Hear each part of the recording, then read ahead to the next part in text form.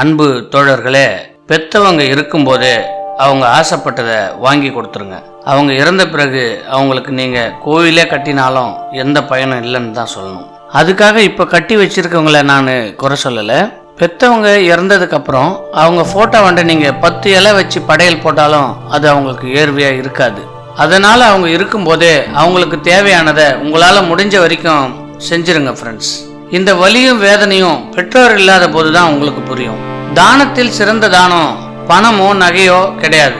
பசின்னு சொல்றவங்களுக்கு 1 ரூபா 2 ரூபா 5 ரூபா 10 ரூபான்னு சில்லறை போடாம ஒரே ஒரு தடவை அவங்களுக்கு ஒரு வேளை சாப்பாடு வாங்கி கொடுத்து பாருங்க.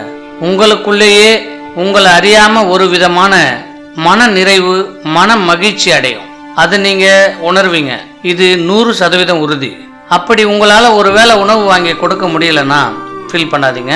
உங்க வீட்டு கூரையில அல்லது மொட்டை மாடியில ஒரு அகலமான பாத்திரத்துல தினமும் தண்ணீர் ஊற்றி வைங்க. முடிந்தா உங்க வீட்டில் இருக்கிற ரேஷன் அரிசியை ஒரு கைப்பிடி அள்ளி பக்கத்துல ஒரு தட்டுலயே போட்டு வைங்க.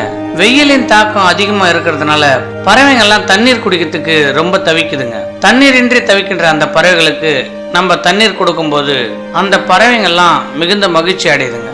நீங்க அந்த மாதிரி வைக்கிற தண்ணிய அந்த பறவைகள் எல்லாம் குடிக்க ஆரம்பித்து விட்டால் அன்று முதல் உங்கள் வாழ்க்கையில் குட் வைப்ரேஷன் ஸ்டார்ட் ஆயிடுச்சுன்னு தான் அர்த்தம். அன்று முதல் உங்க வாழ்க்கையில உங்களை அறியாமலே நிறைய நல்லது நடக்கும். அது நீங்களே உணர்வீங்க. இதுவும் 100% உறுதி.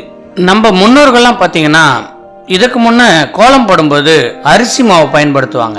எல்லார் வீட்டு வாசல்லையும் அரிசி மாவால தான் கோலம் போடுவாங்க. இது ஏன்னு தெரியுமா?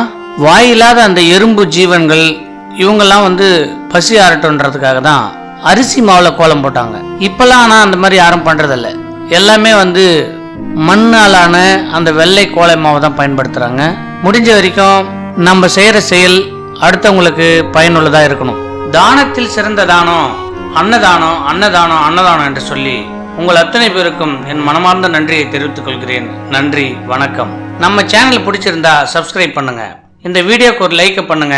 உங்க நண்பர்களுக்கும் இதை ஷேர் பண்ணுங்க ஃப்ரெண்ட்ஸ். நன்றி, வணக்கம்.